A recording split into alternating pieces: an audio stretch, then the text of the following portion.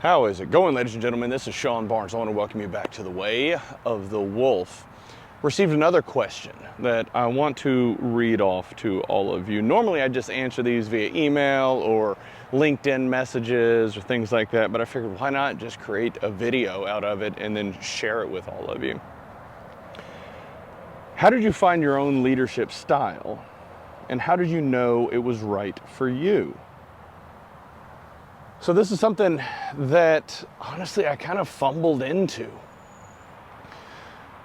About 15 years ago, whenever I was an IT infrastructure manager for a publicly traded oil and gas company, I was really the technically proficient IT expert and just kind of fumbled my way into a leadership role as we needed more servers and network infrastructure and started to design a WAN. We needed engineers that had that sort of skill set, and we just started kind of hiring over time.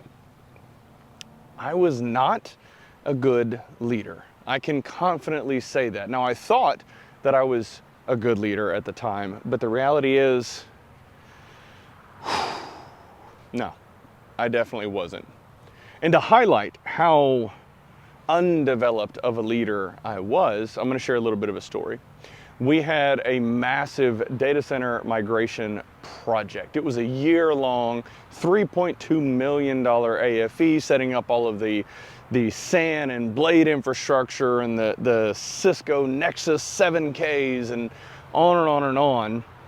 We stood up the entire environment parallel to our existing production environment. And like I said, it was about a year-long project.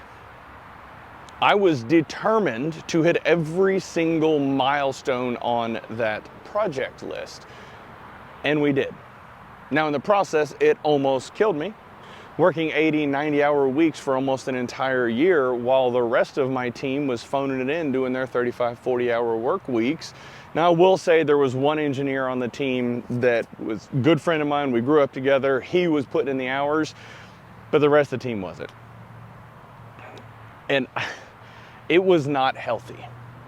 The lack of sleep, the long hours, not eating, not exercising, it took its toll on me mentally and physically. And I just kept getting more and more frustrated because I was carrying the load myself. Nobody on the team was helping. That was a story that I was telling myself. Frustrated beyond belief. Well, one day I reached a breaking point and pulled the entire team into the boardroom and just unloaded on them. And about halfway through the conversation, I stopped and looked at all of their faces because none of them had seen that side of Sean before. They were petrified. And I had to regroup. Said, okay, you know what? Let's take a little bit of a break. And then the next day, I had to go back and apologize to all of them. Now, I share that story because we are all an undeveloped leader at some point in our careers. While unfortunate, that is the reality of the world. We aren't just born with leadership skills. We have to learn them. Now, that was a lesson for me. And at that point, I started to pick up on other managers and leaders that I had above me over the years and started to pick up on, I don't like that, definitely don't like that approach, never even hear from him. Yeah, that's probably not that great. And so I kind of fumbled my way through it for the past 15 years. Now, there were role models that I had in my life that were mentors.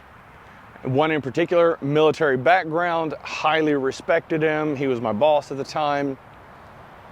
But with that military background, it was very, this is what we're gonna do, mission focused and oriented, get it done.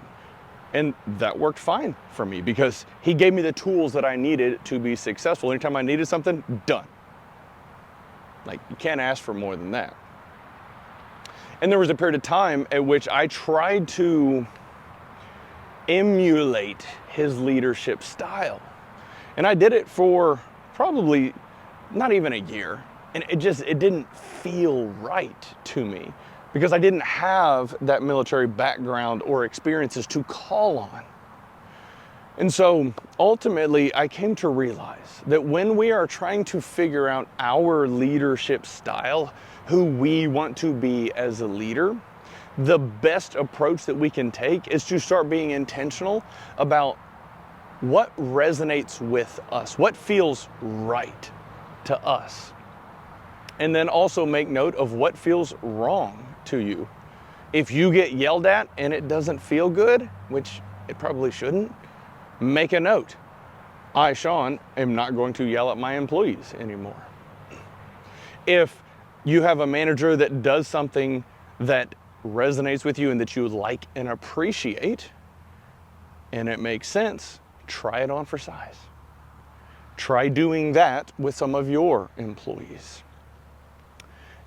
And on a long enough time horizon, through enough trial and error, you will start to kind of find your way and make mental notes and figuring out, okay, I don't like that, but all things in this arena feel pretty good. And one day you're just going to look up and realize that you have kind of grown in to your own style of leadership. Now, to take it a step further, I highly encourage people to start looking into and doing research on how to better understand their employees. I'm a nerd for DISC assessments and, Berkman, and there's all sorts of other assessments and behavioral assessments that work really well. They all kind of have a similar theme with different strengths and areas that they focus on. But start researching, start learning about these different behaviors and styles of your employees so that you know how to better communicate with them. So those are the two big areas that I would say: trial and error, figuring out what you don't like and don't do that, figuring out what you do like, do more of that, and you will kind of settle in on what is an ideal path in terms of developing your own leadership style. You can also kind of move things forward by learning about your employees and better understanding who they are, what drives them, what motivates them.